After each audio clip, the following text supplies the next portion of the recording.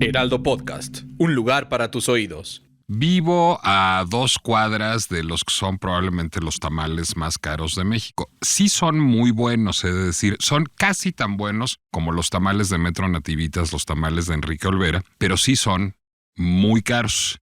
Al lado además se hace pan de masa madre. Es decir, sí vivo en la colonia Condesa. Confieso, mi hipsterismo añoso era bastante identificable a partir de los referentes que acabo de compartir. No me molesta vivir a 2 cuadras de los tamales más caros de México, entre otras cosas porque también hay tamales de precios más o menos accesibles en la Condesa, y en la Escandona hay muchos más, y porque atienden a 2 públicos completamente distintos. Pero cuando la cosa pasa de tamales a zapateros, ya me empiezo a preocupar un poquito más. A la vuelta de mi casa está mi zapatero que está ahí desde que yo llegué a la Condesa a los 14 años. Bueno, ya no está él porque ahora está el hijo que heredó el negocio del padre. El padre, que fue mi zapatero remendón durante mucho tiempo, murió y su hijo lo heredó. Y el lugar no solo hace un trabajo verdaderamente espectacular, en donde me han recuperado zapatos que parecía que ya no tenían remedio, sino que tiene un precio muy accesible y un talante verdaderamente entrañable. Yo soy amigo de este zapatero como lo fui de su padre. Sin embargo, hace algunos meses, quizás un año, en la misma calle, en la calle de Benjamín Gil, a 3 cuadras, apareció otro zapatero, pero este zapatero no es remendón, este es zapatero con Instagram, que es otra forma del zapatero. Este zapatero con Instagram tiene unas instalaciones muy puestas, digamos, en donde hay alguna inversión en diseño. Es un poquito más caro que el zapatero remendón, no terriblemente más caro que el zapatero remendón. Es menos bien hecho y sin embargo ha captado mucha más clientela que la del zapatero de barrio de toda la vida, porque hay una mercadotecnia asociada a su trabajo que le permite resultar más atractivo para un tipo de cliente mayoritario en el que yo no me cuento. De hecho, voy a confesar una cosa de mi hogar. Mi esposa va con el zapatero hipster cool con Dechi y yo voy con el zapatero remendón. A pesar de eso, nuestro matrimonio sobrevive porque asumimos que a estas alturas del partido, estar casados en una ciudad como la de México y en una época como la nuestra es parte de la pinche complejidad que se vive en el mundo.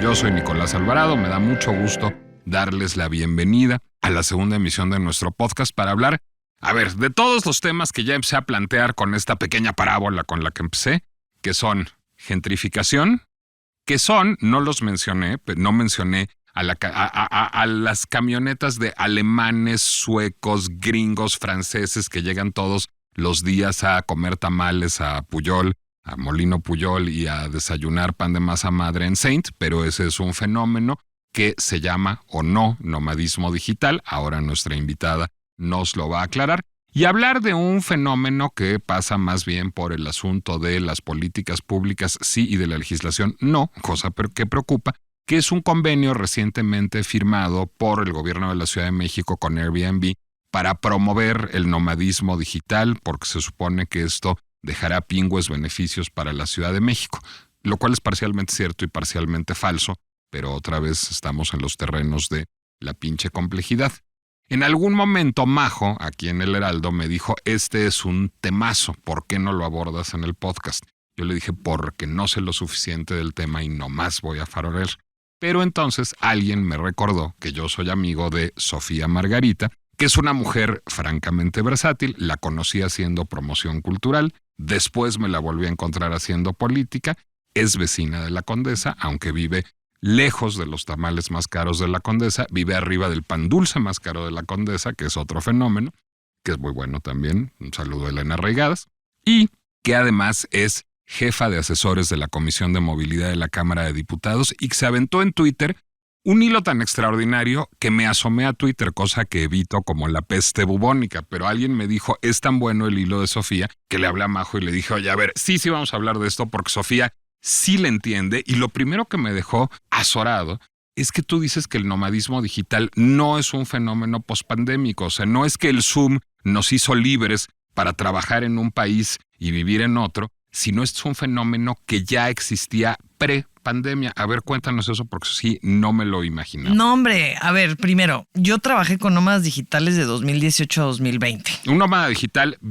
trabaja y cobra en un país y vive en otro. Es correcto. Trabaja a distancia. La definición de un nómada digital es tú puedes ejercer tu chamba a través de una computadora en el lugar donde tú quieras y no tienes una dependencia geográfica para realizarlo. ¿Y cómo se hacía eso antes de Zoom? No, pues a ver, allá había Zoom primero, o sea, Zoom no se inventó en la pandemia, pero hemos tenido pues Skype, o sea, y antes de Skype, pues teléfono y fax, y o sea, hay nómadas digitales, yo creo que, digo, dependiendo un poco de cómo definamos al nómada digital, pero hay nómadas digitales desde los 80s. Ok. Hay una predicción que me parece interesantísima desde los 60s de que en el futuro, y la frase es muy particular porque Bali es la capital de los nómadas digitales al día de hoy, de que en el futuro Bali, o sea, un businessman de Londres iba a poder hacer su chamba desde Bali. Dices que Arthur C. Clarke predijo eso. Es correcto. Entonces, bueno, a ver, el nómada digital no es una novedad. Eso me parece como importante ponerlo sobre la mesa. Ha habido plataformas que siguen existiendo, como en algunas en las que yo he trabajado, etcétera, que han tratado con nómadas digitales desde hace 10, 15 años, ofreciéndoles servicios, facilitándoles la vida, dándoles acceso a ciudades que tal vez no parecían tan accesibles como la Ciudad de México o no tengo idea, estoy pensando en Bogotá o en fin, ¿no? Cómo les das acceso a estos viajeros que son normalmente del norte global. O sea, a ver, ciudades que tienen ondita, pero son peligrosas, difíciles de conocer, correcto. Pero que eligen por ser baratas.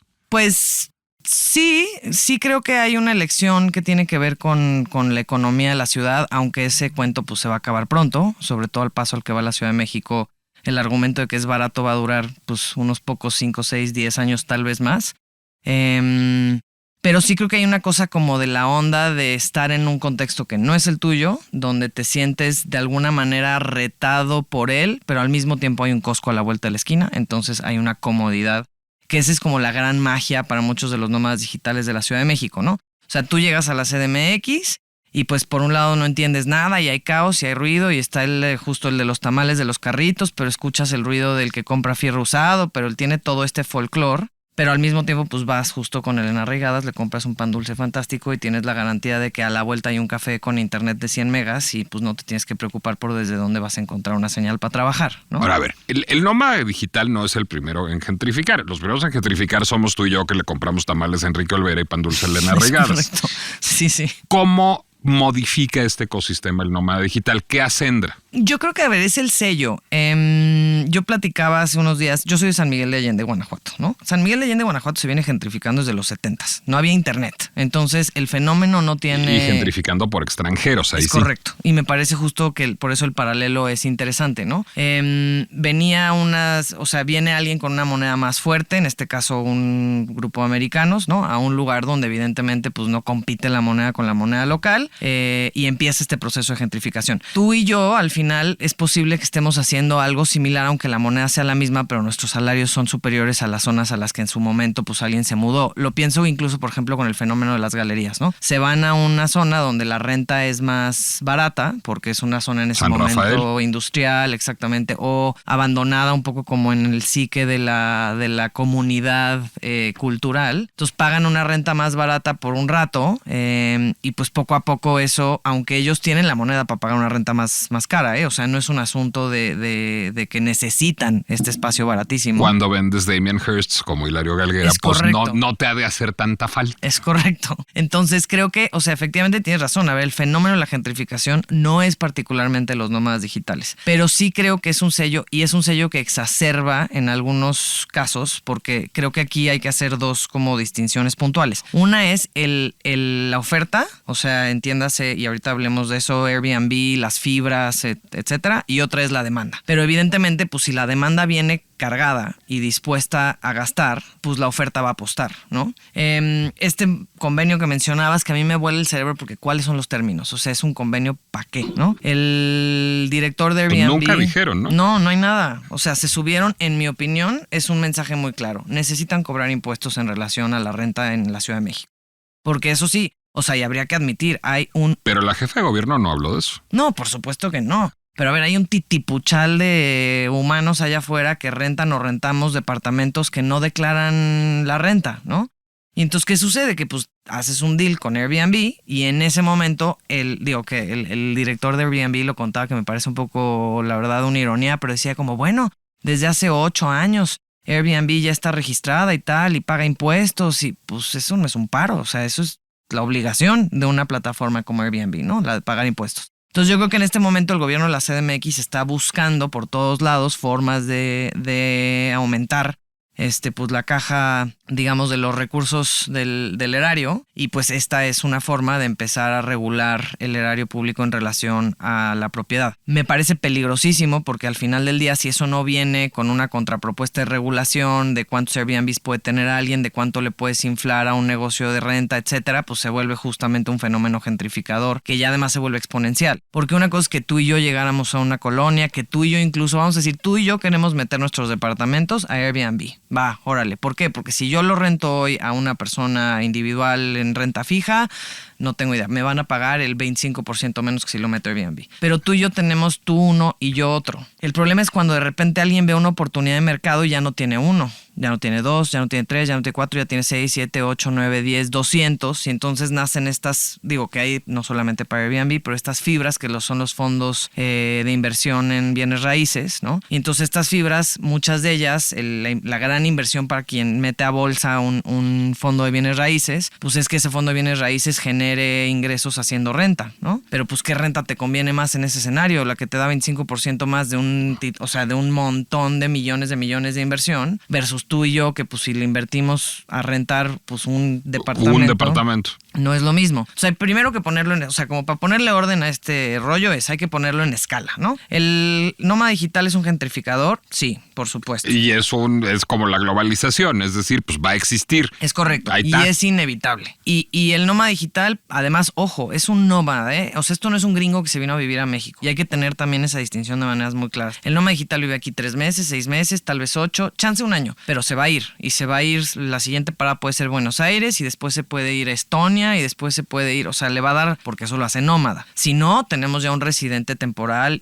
o un residente permanente, ¿no? A ver, el problema económico de ese nómada digital es sí consume más, y eso es bueno, pero encarece los precios, y eso es malo, porque, digamos, hace que quiebren negocios locales que tenían tarifas que se cobraban a un público de locales que ganaba menos dinero y una moneda menos fuerte. Es correcto.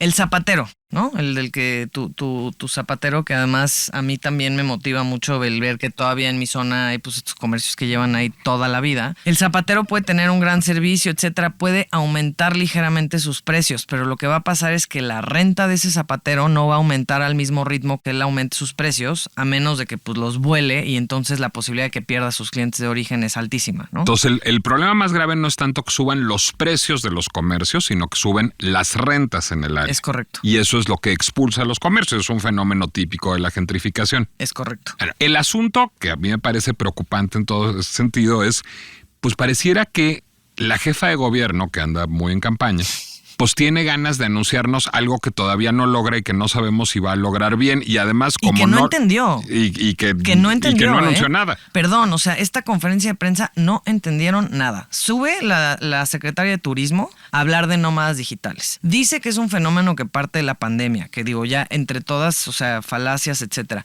Sí se acelera con la pandemia, ¿no? Sí, a ver, se aceleró, pero no nace ahí. O sea, y la CDMX ya tenía una carga importantísima de nómadas digitales. O sea, yo te diría 2 cosas. CDMX y Puerto Escondido en este país tienen gentrificación de nómadas digitales desde hace fácil, baja la mano, unos 6 años. Y Mérida, ¿no? Mérida tiene un poco, lo que pasa es que Mérida realmente creo que lo que más ha crecido en Mérida son los mexicanos que se fueron a Mérida buscando una vida como más tranquila y una cosa más segura, lo mismo que le está pasando a Querétaro en diferentes medidas. Yo tal vez pondría más bien a La Paz, a Baja California y medio, no tan exacerbado como CDMX y Puerto Escondido. Pero a ver, esto ya venía sucediendo. Nosotros en 2018 buscamos al gobierno local de la CDMX a decirles, oigan, esto está sobre la mesa. Ustedes, ¿Nosotros quiénes? Nosotros ahí donde andamos. Yo en ese momento trabajaba con una empresa que se dedica a dar servicios servicios a nómadas digitales para hacerles, digamos, sus aterrizajes en ciudades como, o sea, son 12 ciudades alrededor del mundo, en todos los continentes, para hacerles su aterrizaje en estas ciudades más amenos, ¿no? O sea, ayudarles a buscar oficina, casa, etcétera. Se quedan un mes por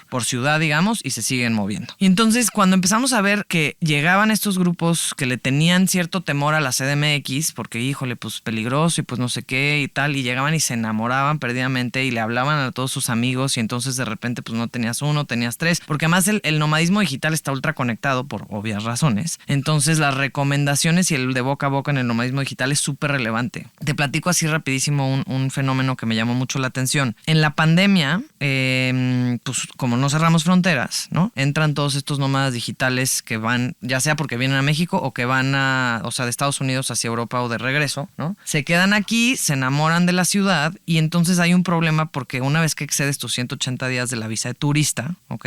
Tendrías en teoría que o irte o empezar a tramitar una visa de residente temporal, pero no la puedes tramitar dentro del país, tienes que salirte a un consulado y luego regresar a México y hacer el papel final, ¿no? Entonces pues no se podían salir en muchos escenarios y había todo el tema del viaje y la pandemia y tal, y entonces el gobierno toma una decisión y dice, bueno, y me parece una decisión adecuada, que es vamos a permitir que hagan el trámite aquí. El gobierno federal. El gobierno federal. Entonces, que el nómada digital que está en cualquier parte del país, que excedió sus 180 días, venga y tramite su residencia temporal. La residencia temporal para una persona americana es bastante, bueno, una persona americana o alguien que gane en dólares o en euros o británica, en dólar francesa, australiano, en japonesa. fin, es relativamente sencilla porque tienen que hacer una de dos sopas, o comprobar que tienen un ingreso mensual arriba de X o que tienen una cantidad, creo que son como, o sea, me falla la memoria, pero creo que es alrededor de $50,000 estacionados en una cuenta de banco. Uno de esos dos escenarios, ¿no? Y entonces vas, con eso tramitas la visa, bueno, la visa temporal, la cual te permite quedarte en México, abrir una cuenta de banco, tener una serie como de usos importantes, digamos, para poder vivir aquí, pero no puedes trabajar. O sea, puedes trabajar como nómada digital, pero no te permite que con eso te contrate una empresa mexicana. Sí, puedes trabajar para tu país o para el país en el que ya trabajas. Es correcto. Entonces, ¿qué sucede? Se quedan aquí 180 días, el gobierno mexicano dice, bueno, no se vayan, tramiten su residencia temporal de una vez en el país, y entonces ellos, en su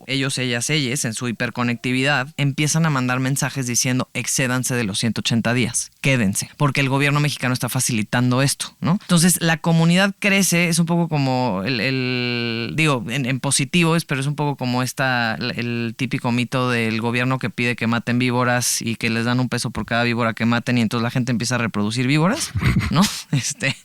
O sea, un poco en esa línea, pues era un método para contrarrestar un estatus ilegal de estos, pues digamos, visitantes en ese momento de México, que empezaron a generar que el fenómeno creciera y ahora también hay en un momento difícil económicamente. Totalmente. Pero bueno, ¿ahora qué hacemos, no? O sea, ya la economía no va a parar, la inflación está exacerbada, ya tenemos toda esta comunidad aquí que no deja de crecer. Entonces, ¿cómo trabajamos con ella? Y regresando a que la jefa de gobierno no entendió nada, o de menos no es lo que demuestra en esa conferencia de prensa. O quiso, digamos, hacerse un auto al vaso. Es decir, a lo mejor están negociando una regulación con Airbnb, pero al no haber resultados que informar, pues esa conferencia de prensa era un poco absurda y sonaba, pues, nomás a ignorancia. Sí, o sea, y a ignorancia el tema. Yo sí genuinamente creo que la respuesta es muy sencilla. Quieren cobrar impuestos. No creo que hay que darle más vueltas. No creo que la firma, convenio, lo que sea que vayan a hacer sea más complejo que eso. Pero me preocupa que para justificar eso hayan metido estos términos que para ellos aparentemente son novedosos y rimbombantes, ¿no? Como el tema de nómadas digitales y como el asunto de turismo creativo, que además ahí el rol de la UNESCO me parece rarísimo. O sea, se trepa porque la UNESCO estuvo presente en la conferencia de prensa hablando de turismo creativo. Es correcto. ¿Qué es turismo creativo? Pues mira, hay una definición que parece rarísima, pero es como aquel turismo que puede ser sustentable, que apoya al comercio local, que no es el turismo masivo. O sea, entiendo, ok, que son al final como estas experiencias que promueve Airbnb, de que tú vas al mercado y está la señora que tiene un puesto que vende chiles y entonces tú le compras todos los ingredientes y luego te da un taller y te enseña a hacer salsa, tal, ¿no?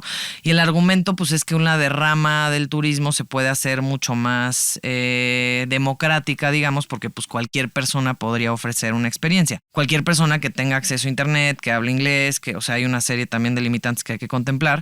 Pero bueno, vaya, entiendo que el turismo denominado creativo sea un asset interesante y que sí lo permite pues todas estas plataformas digitales y guara. Ahora que la UNESCO... Pero es distinto al nomadismo digital. Totalmente, es decir, no tiene nada que ver. Son dos productos que, digamos, curiosamente abrevan de Airbnb, pero con regulaciones completamente distintas. Sí, y además que no están, o sea, a ver, puede haber nómadas digitales que hagan experiencias de turismo creativo, claro, 100%.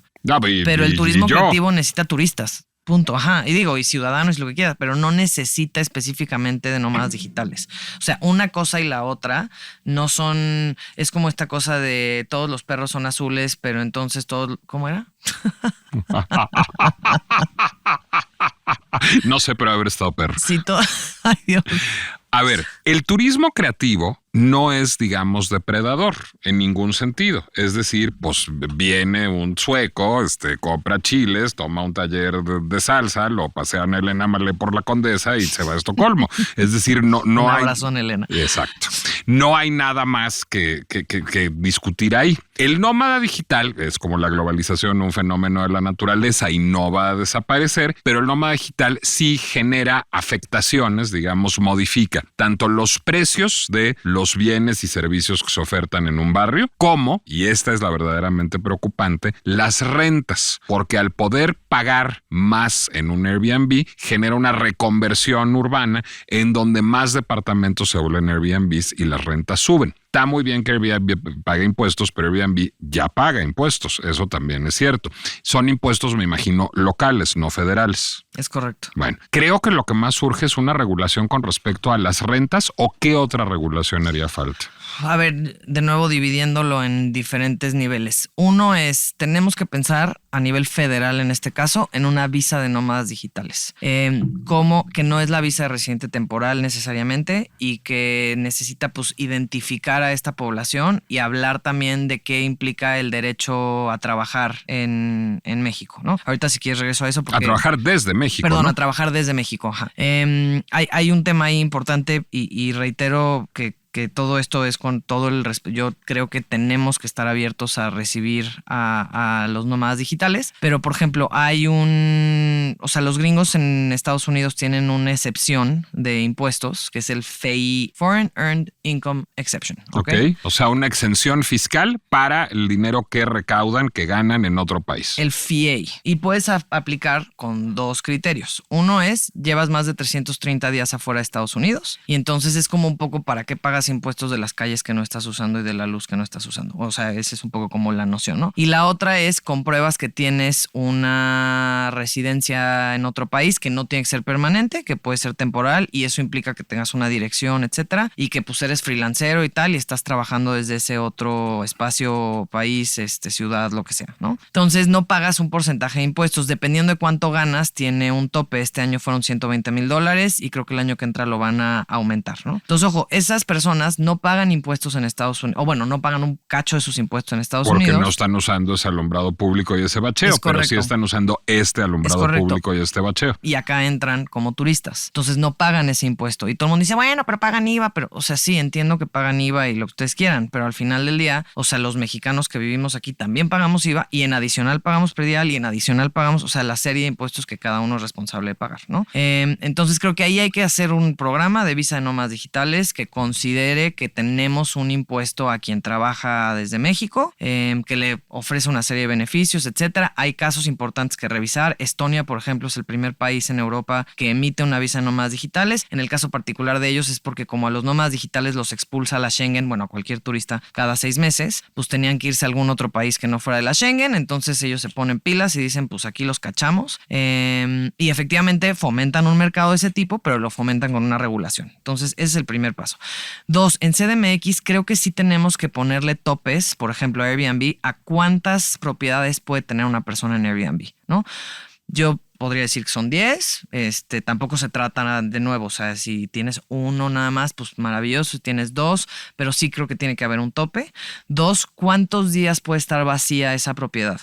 Porque lo que encarece la renta muchas veces son las estancias cortas, ¿no? O sea, si tú empiezas a rentarle a alguien 6, 7, 8, que ese es el argumento en teoría de Airbnb en favor de los nómadas digitales, porque se quedan pues periodos de tiempo más allá de 28 días, ¿no? Ok, va, de todas maneras es una renta mucho superior a la que pagaría pagaría un usuario promedio de la ciudad. Pero esas rentas cortas también pues hay que contemplarlas y regular que no sean, o sea, que tú no tengas un departamento vacío 3 meses al año de los 8, o sea, y lo usas 8 nada más. Y entonces ahí nada más lo que haces es generar aire. Porque hay que respetar que la vivienda... Es decir, encareces los precios sin estar generando una derrama económica. Es correcto. Y además hay que contemplar que la vivienda es un derecho. O sea, no es un... Y esto es una opinión muy personal, pero la vivienda no es un bien para especulación. O sea, estas fibras que mencionaba, estos fondos, a ver, cada quien... Y de nuevo, vienen otros discursos que me parecen con el hilo que saqué en Twitter. Leía a un chorro de gente con esta idea de es mi casa, yo hago lo que se me da la regalada fregada gana, ¿no? Que además siguen pensando que es porque uno de ellos tiene un impacto. No, a ver, o sea, estamos pensando en los que van a apostarle a 200, 300, 400 casas en un conjunto, ¿no? Pero de todas maneras, incluso al individual, al que tiene su casa, yo hago lo que se me da la regalada gana, no es cierto. O sea, tú no puedes construir los metros que se te dé la regalada gana para arriba. Si estás al lado de un hospital, tienes un límite al uso de suelo si eres un comercio que puedes tener.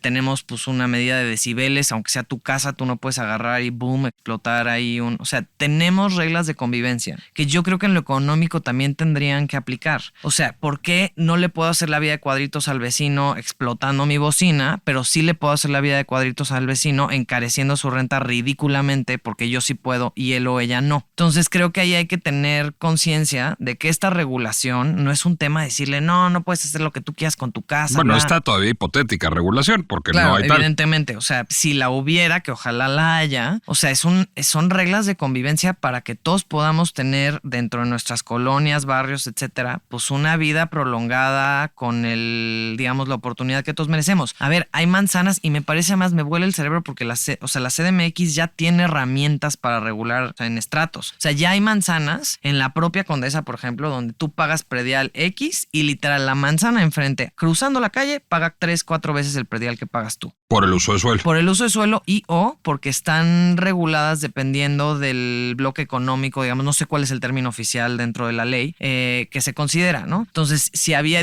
por ejemplo, mis edificios, que creo que esto prontamente tendrá que cambiar, pero eran de renta controlada, etcétera. Entonces, yo tengo un predial muy bajo. O sea, pago un predial ridículamente barato para la zona en la que vivo, ¿no? Habría que reevaluar. Pero eso mismo se puede también aplicar en la regulación de Airbnb, etcétera. O sea, creo que sí podemos hacer una regulación integral que contemple a quienes tienen la oportunidad de hacer un negocio con su departamento y su propiedad, su casa, lo que sea, de manera controlada, etcétera, pero que no permita que estos fideicomisos de repente vuelen la oferta y tengamos una crisis como Berlín o Nueva York o Barcelona, o que hablan mucho de los turistas y no, pero es que no solo son los turistas, es todos los fondos de inversión que inflaron el mercado. A ver, me dejas más confundido y más claro de cómo llegué y creo que eso es maravilloso. No, a ver, me dejas más claro porque entendí el problema. Me dejas más confundido porque el problema no me parece de fácil solución. Me parece un problema extraordinariamente complejo porque pasa por una regulación inmobiliaria, por una regulación fiscal,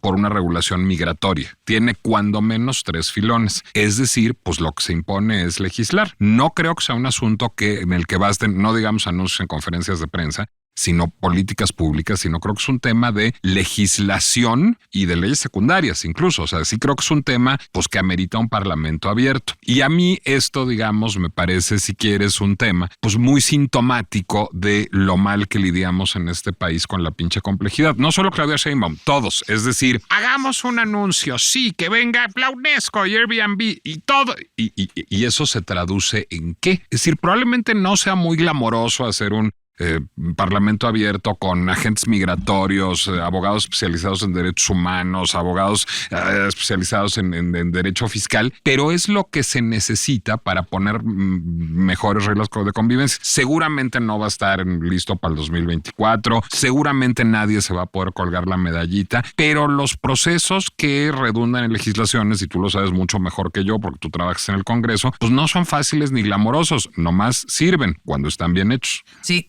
sin duda, y creo que incluso, o sea, en el camino a ese parlamento abierto, sobre todo, pues es combatir la desinformación. O sea, de verdad me parece un abuso ridículo que usen términos que pues suenan muy modernos, ¿no?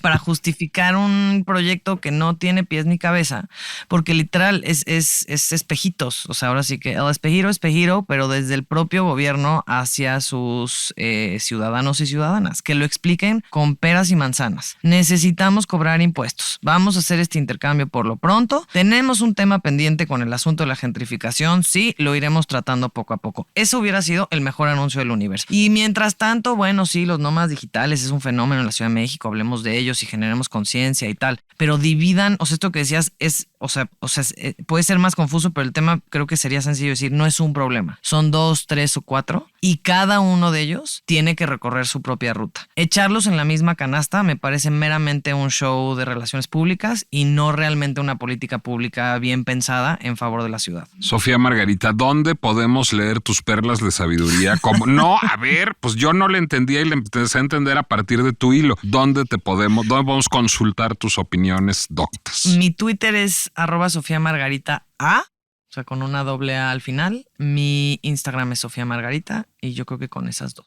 Twitter es Sofía Margarita. Ajá. Ok. que ya te dio el ataque, digamos. Sí. Ante las cosas que suceden en este país y en esta ciudad con frecuencia, así sucede. Gracias, Sofía Margarita. Y yo, bueno, les recuerdo que pueden escuchar un episodio nuevo de La Pinche Complejidad cada viernes en Spotify, Apple, Amazon Music o la plataforma que prefieran. Y que además nos pueden encontrar en todas las redes de El Heraldo Podcast y finalmente ya en el YouTube del Heraldo de México, lo cual a mi amiga Herma Edwards le va a dar mucho gusto porque ella le choca Spotify. Ella no es una nómada digital, ella vive en Nueva Orleans, ella es estadounidense y me decía, no te voy a oír porque yo no le entro a Spotify porque ay, Dios. Sí, le da las paranoias. Entonces ya me puede escuchar mi amiga Herma en YouTube. La gentrificación de las plataformas de escucha de podcasts. Todo va a terminar en un ejercicio de tamales sobrepreciados. Gracias, Sofía Margarita. Nos escuchamos la próxima semana.